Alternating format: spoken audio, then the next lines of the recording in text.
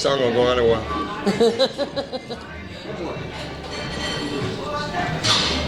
Peace. Yeah, this will be all over the internet. Thanks a lot, brother. Thank you so much. We'll see you soon. Here you are hanging around with the anarchists.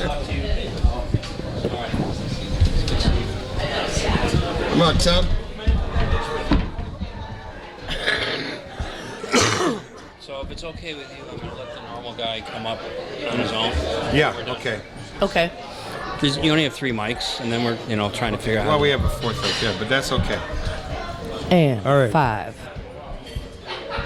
4.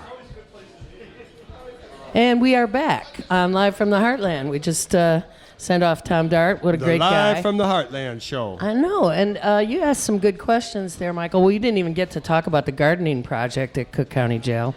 So, but good enough. We've got Tom Clark here to start with the farm report. In fact, my wife, who's in charge of the hens, has brought students from DePaul to that farm at Cook County Jail. It's a phenomenal program to get folks ready to re-enter. It's a deep winter that's affecting all of us, including hen egg production. I'm wondering, these poor And, babies. I'm getting to read more, watch more TV. The little bit of warmth today is probably going to let them out in the yard a little bit, but of course they can't forage, so the yolks are a little paler than they are during the spring and summer. But my wife Jean, wanted to be sure on our anniversary that she sees spring around the corner, the way that they're chirping away. We gave them extra food yesterday, and they were chirping all day long. See, Jean is such a positive girl. What's She how sees many spring. chickens we got in We Rogers have 4 Park? hens. Oh, in Rogers Park, I think there are at least 6 chicken farms in Rogers Park, East Rogers Park, with probably at least 3 or 4 more in West Rogers Park, including at least 1 farm that has roosters, which I'm sure has the neighbors Up in wondering how that they end up in Pilsen. But we just have 4 hens, and they have continued to produce during the winter, except it's more like 1 or 2 eggs a week a day instead of 3 or 4. Well, that's great. And they spend a lot of time huddled in their coop rather out in the run, and they don't make it outside that much. Right, of course. Well, Thom, this week in the other news, besides the farm report, we've had the release of documents from the Archdiocese around abuse of children. This is a 20-year quest of families of victims to find out what really went down with pedophile priests. And I think what these documents disclosed was really nothing new, except that there's still redacted information, and the documents have been released. And so those of us curious journalists would like to know what's behind that blacked out area, much as we might. Do you have any guesses? I don't want to speculate, other than clearly there is still an effort perhaps to protect the innocent in this case rather than perpetrators. To my mind, the biggest sin here has always been the cover-up. There are pedophiles amongst us, unfortunately, whatever walk of life they're in. There's no indication that the ordained were any more so or less so going to victimize people. The real sin here was the way higher-ups covered it up. They were pastoral to the predators, not to the victims, who actually were victimized twice. Right. First by the perpetrator and then by the cover-up when higher-ups like bishops. So I think there's still some reckoning for the hierarchy of the Catholic Church in America, because I don't think we've gotten the apologies that are deserved, particularly for the victims' families. Certainly but now there's more evidence. Feel that way. Now there's more evidence that they can take, and I don't know if it will lead to more litigation or not, but this thing has not disappeared. This was a big step. It was forced by litigation. Right. I will say the pastoral approach now does seem to be tremendously better, but if they just ordain women, that would have gone a long way to avoiding this whole thing. No Can kidding. you imagine how many ordained who also had families would have allowed this to go on more than a day? And just where is the ordination of women in the Catholic Church? We're working movement on it. stand? We're working on it. Now, there's a lot of talk about the new Pope, and any hints from him? Probably sticking to the old order on that At the moment, front? he seems to be sticking to the old order, but what is open for discussion in the parish that many of us in this men's group over in the corner here are part of, St. Nicholas, we have put forward a female candidate for deacon. And that is not illicit or illegal. There's actually been a discussion with Cardinal George. I think in the transition of the papacy, he never had a chance, as promised, to discuss it directly with the Pope. But we're going to press him to have that conversation with the new guy, because the new Pope Francis is so pastoral in his orientation. Right. I can't imagine him not being willing to look at, women deacons? Yeah, that's legal. Yeah, let's start doing that. I mean, he's actually hinted that he could pick a woman cardinal, because you don't have to be ordained to be a cardinal, and that would be, certainly there are going to be more women in leadership positions, I think, in Rome than anyone would have imagined before that, but that's not going to happen overnight. Overnight, yeah. Last time you were here, I think it was right before you made the announcement that you've got a new director starting up. Yes. You want to just Community Media Workshop. Community Media Workshop, which you birthed and raised up and nurtured, and was always a good idea, and I hope is still considered a good idea, that of bringing the community and news providers together.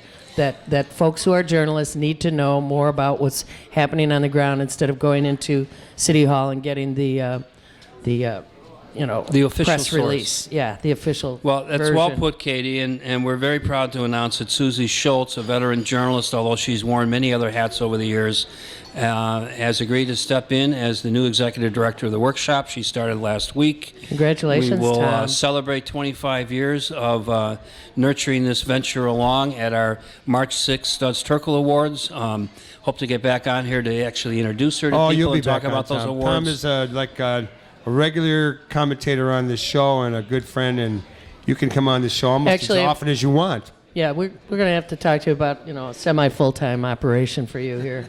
But Especially if Susie Katie or has I already leave town. brought in 1 week a tremendous amount of energy and new ideas, and we are turning a new page, a new chapter. I get to shift gears a bit. Are you?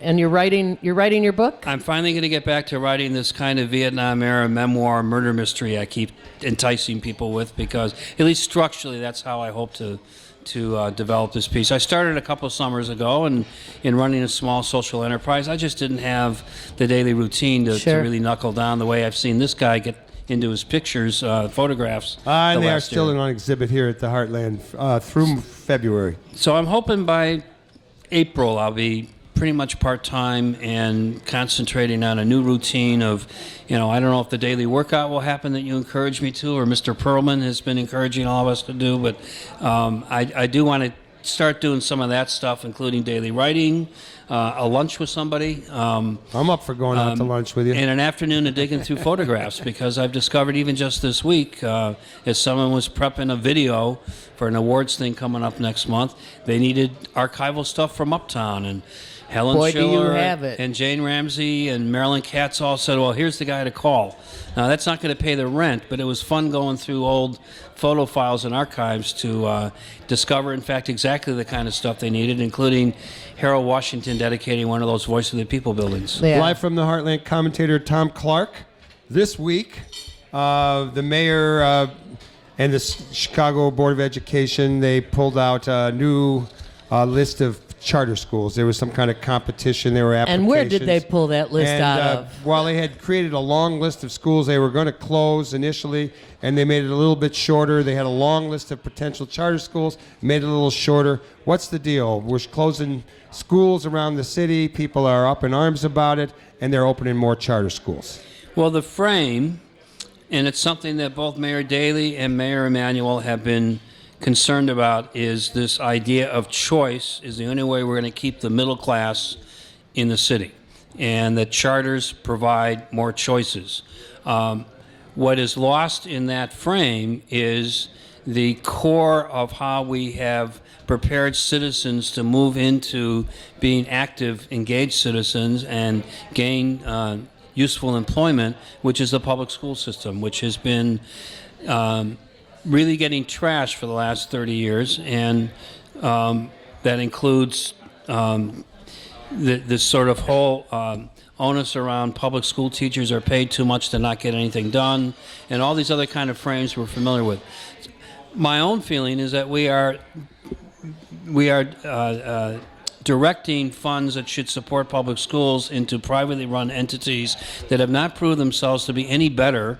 Some are, in fact, worse than the public school they're replacing. And we are now seeing that they are draining charter schools' resources from regular public schools. Amen. So viable, functioning, good test score, neighborhood parent engagement schools are now looking at budget deficits because of diversion to charter schools, and indeed competing charter schools in neighborhoods that aren't necessarily suffering from overcrowding, like our own very Rogers Park. Exactly. And when we saw that UNO opened up a charter school, the most recent charter school opening, it in effect resegregated our public schools because UNO draws Latino kids.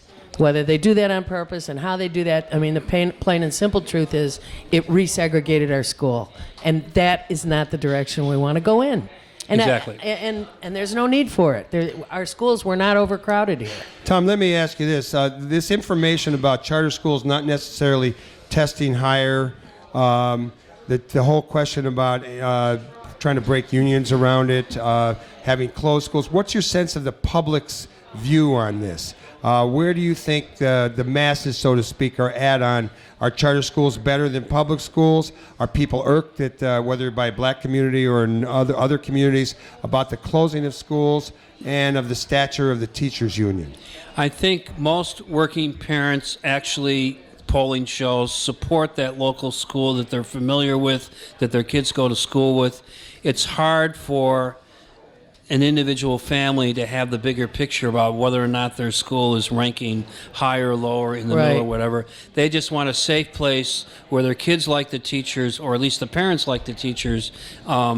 So the policy wonks are the ones that kind of dig into some of these polls. And quite frankly, there is more money behind choice and building more charters than there is around protecting traditional public schools and trying to make them better. Boy, it's and like I don't have to broken get record. into the attacks on public service workers who happen to be organized, who of course form a baseline from which so many other salaries and hourly wages are based. But that's an argument that we've been losing because, quite frankly, the resources aligned on the other side are so much greater than what we have had available to try to re-message that whole It's thing. going to get manifested in the Democratic Party because you have part of the Democratic base, state, local, national, is public service unions, et cetera. And then you have Democrats as well as Republicans attacking public unions in the public sector. So I predict this is going to go on for a while, and there are going to be a lot of tough choices that people who call themselves Democrats or even progressives are going to have to come to terms with. Well, education activists across the country are seeing this trend that's basically trying to undermine public education, and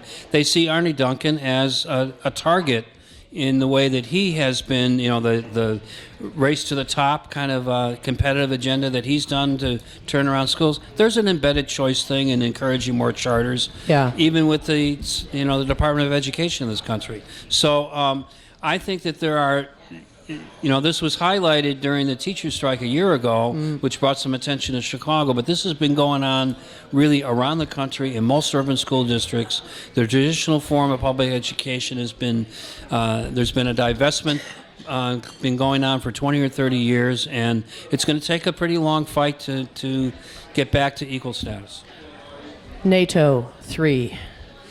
Well, thank God we have some media coverage going on, and my hat's off to my good friend and colleague Mark Brown, who used this very own radio program to lead his Sunday column in the Sun-Times. I love He's been covering the NATO 3 trial, and he is showing repertorial skepticism about, without ever using the phrase trumped-up charges, but I'll use that.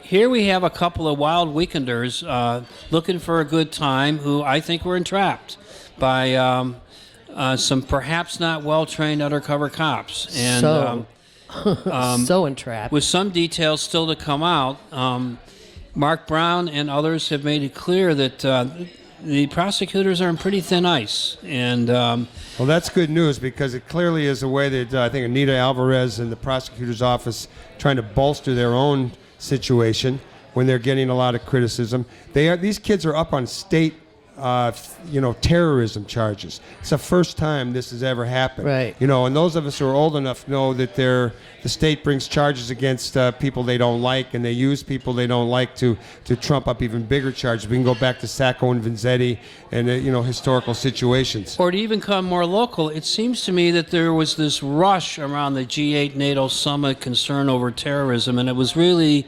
the way the G8 meetings around the world have been greeted by so-called anarchists who tend to be a very small part of protesters and issue-oriented groups that turn out for these things. And as we know, downtown really did empty out a year ago. There was practically nobody. There were protests. Naked city. But not very much of the size that anyone thought.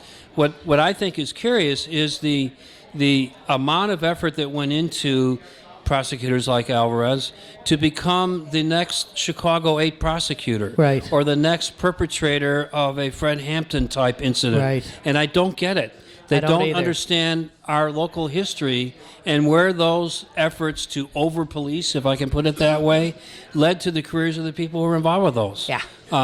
The Conspiracy 8 was a real blot off of the Democratic Convention thing. So I don't know why they were so eager to make a case a BS that they case. had to trump up. Yeah. If there was not more there than that, they should have just gone back home. Mike Deutsch, lawyer for the NATO 3, one of the lawyers, he'll be on the show on February 8th. We're going to thank you so much, Thom. Big round of applause for Thom Clark. Thom Clark. Short musical break, again. and we're going to have Ali Naguib coming up to talk about the most recent. Give us the dope report, the marijuana report. Yeah, the reefer report. The reefer report. Coming up. That's We'll what be it right is. back with more Live from the Heartland. Take us away, Nolan Chen, Thank you, downtown. Thomas. Thank you, Thom Clark. Happy birthday to all of you. Are you going to come by later? I'm late. I'm going to try to come late. Yeah, you should maybe come plans early keep and changing. mingle. I know. Okay, let's go. Do we have music or no music? Okay, we're almost ready to go. Okay, well, here we go. We don't need any music. We got a guest up here. We can make our own music. Well, I was wanting him to play "Coming into Los Angeles." What? Bringing in a couple of keys. Oh, maybe you'll play Don't that on touch the my way out. bags if you please. That was Okay, well, Arlo here we Guthrie. are. You're listening to Live from the Heartland show, and I'm Michael James. I'm here with Katie Hogan and Ali Naguib.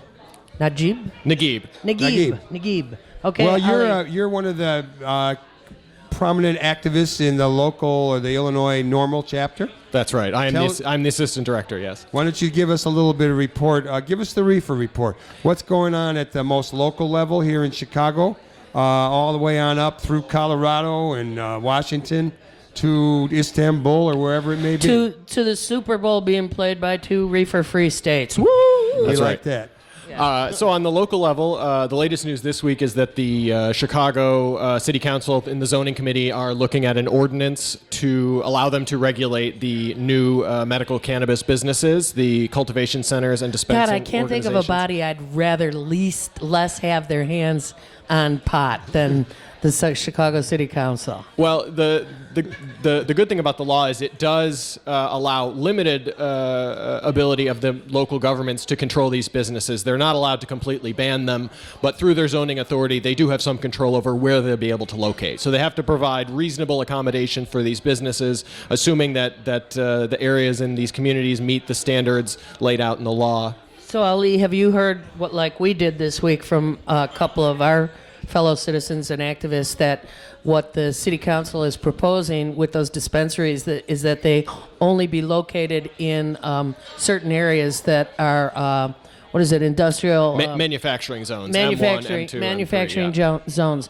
And we've got, for example, a guy who would be one of the customers for medical marijuana, truly, and raising the question of why should people have to travel so far and into possible neighborhoods that are not safe to get their medicine? Why can't they go to And what does it say about their view of the law? Right. Sure. And try to mitigate against it being effective. And there's definitely been a lot of pushback on that. At the committee hearing the other day, there was pushback both from patients that testified as well as some of the aldermen who clearly don't feel that a manufacturing district is appropriate for a dispensary. Okay. A cultivation center, that may be appropriate. Right. Even patients, the only people that are going to be accessing those are the staff of those businesses. But the dispensing organizations are open to the patients, and patients should have reasonable access to those locations. So we have a situation where 2 states now have legalized recreational use of marijuana, and we in Illinois finally passed a medical marijuana bill. But correct me if I'm wrong, I believe that this medical marijuana bill really makes it difficult for very many people who might need it and benefit from the substance to sign up.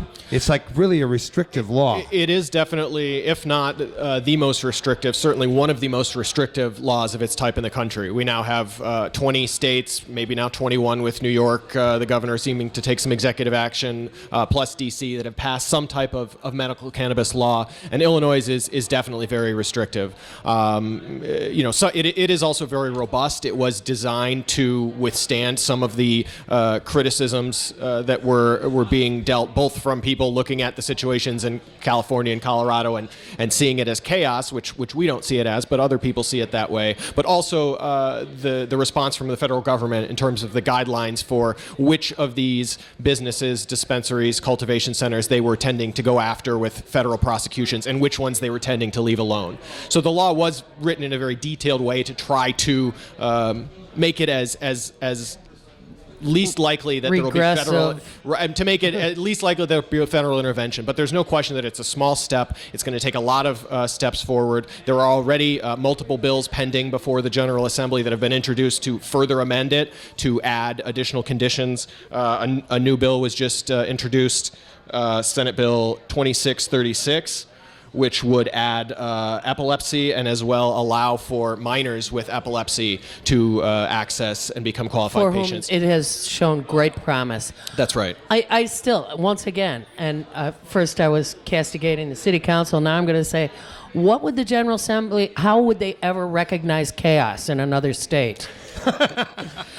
I'm just wondering. Well, and just wondering. The other thing I point out when people talk about the chaos in California and Colorado is the one group of people who doesn't see it as chaos is the citizens of those states. Clearly. Colorado had a medical cannabis law in the books going back to 2000. They looked at what happened in California. They did put in more regulations on their system than what they put in California, which was basically none. And that had a big impact on how the industry grew and how the public perceived it. And that led to a vote in 2012 where more citizens of Colorado voted for legalizing cannabis for adults, for amending their constitution to do that, than voted for President Obama or any other elected official for any statewide office in the history of the state. The people want their pot, man. How come we can't get it on the ballot? I mean, I was in touch with a state rep who I have a lot of respect for about why don't we just go for legalizing it, and this person basically said that a couple of the state legislators were talking about some incremental steps as a better tactic. Why can't we get petitions out there, and what's the process by which... Have you been to Springfield lately? Not since last year. I will tell you that is definitely the second most common question we get at Illinois Normal. The most common question is, of course, do you have any free samples? But that being the second most important question and the most important in terms of Illinois politics is that we effectively do not have a meaningful ballot initiative process in Illinois. There is a process to amend the Constitution, but it is a very limited ability. It can't be used really for things like this the way it was used in other states. So it's the nature of the way our state constitution is set up. I fully encourage anybody who is unhappy with the state of our constitution in Illinois that it doesn't allow for things like citizen ballot access, both in terms of passing laws and initiatives as well as the access for candidates. I fully support those efforts to reform our Illinois Constitution. Very good point, Ali Naguib. I was thinking recently, what's going on at the borders around Colorado and Washington? Are the police on the other states, is there an increase in arrests of people? You mean, is it like fireworks in Wisconsin and Indiana? Same idea. I'm wondering what's going on. If we have any indication, because it would seem to me plenty of people would buy recreational smoke in Colorado and try to take it into another state. And I just wonder what the traffic incidences and what the rate Everybody of knows busts are. pot smokers are very safe drivers compared to other imbibers. I think it's too early to tell. I think these programs of really commercialized cannabis for all adults is pretty much only a few weeks old, and in Washington it isn't even rolled out yet. Those surrounding states have definitely made it clear that they are going to try to stop it. We'll see how successful they are. The federal government has also, in the Justice Department memos that were put out, that basically said, we're going to tolerate this for now, given these guidelines. One of those criteria where they said they would intervene is in the case of interstate transport. So I think it's too early to tell, and it remains to be seen. When a young Senator Obama came to this particular stage when he was running for the federal I asked Senate, him about growing it. Michael James did approach him. What is the presidential? What is his position? Michael asked me to ask this question. I actually think the president. Ask whatever you want. The president should have nothing to do about this. Everybody Yeah, else but should he be doing basically it. said he didn't think it was any worse than alcohol. Yeah, and exactly. And a lot of people have taken note. It's all over the news, et cetera, et cetera. You have people on public Oh, that's right. television taking backward positions on it. What's his name? The guy from the New York Times, Brooks. Yeah, David Brooks. He was terrible. So what's your sense on the president's statement and what's going on? Well, maybe on the national debate about it. I think it's clear the national debate has shifted significantly. We now see consistently not just pluralities but majorities in national polls on this issue, not just talking about medical, where we've seen large majorities of 60, 70, 80% for years, or decriminalization, where we also see similar large majorities. We now see 52, 55, 58% sometimes in these polls nationally for completely changing the way we regulate cannabis and allowing adults to purchase, possess, and consume it responsibly. Well, NORML has done a great job of staying on the case all these years. I want to congratulate NORML. Well, thank you. The National Organization for the Reform of Marijuana Laws have been guesting at this program for as long as we've had this program. That's the truth. Because Michael insisted on a reefer report. Well, I used to do a reefer report, and I'd get it off of the normal news and what was going on in different states. Yeah. And now we're having live normal people give the reefer report. Well, we have, yeah. It's a whole new world. What's going on with normal? You got about 30 seconds. What's happening? What do you want us to know? So how do we get a hold of you? You can check us out at illinoisnormal.org. That's Illinois, NORML.org. We have a lot of events going on, particularly in this spring session. We hold regular lobby days in Springfield. Our first one of the year will be next Wednesday, the 29th. We'll be down in the Capitol all day in Springfield. We have our table set up. We talk to the legislators. We get people, constituents, talking to their representatives about this issue. We have a number of other events throughout the spring as well. We'll be hosting the Global Cannabis March in Daly Plaza on Saturday, May 3rd. Will that be a smoke-in? No, it will not. We do focus on changing the laws, not breaking them. So we will be rallying and marching downtown. So you don't do anything on 420? Not usually. There are other people that host those events. Okay. So. We'll keep track of that. Well, we want to thank you for coming on the show, Thank and you we'll so have much, you back. Ali. A round of applause for Ali Naguib. And Normal. we will be back next week with another exciting lineup of guests. This is Michael James with Katie Hogan, thanking all the people who make this show possible. We encourage you Paul, to do good Mary, in the world, Dan, Grant, because the world Nolan. needs all the good that you do. All power to the people. Over and Hal out. James. All right.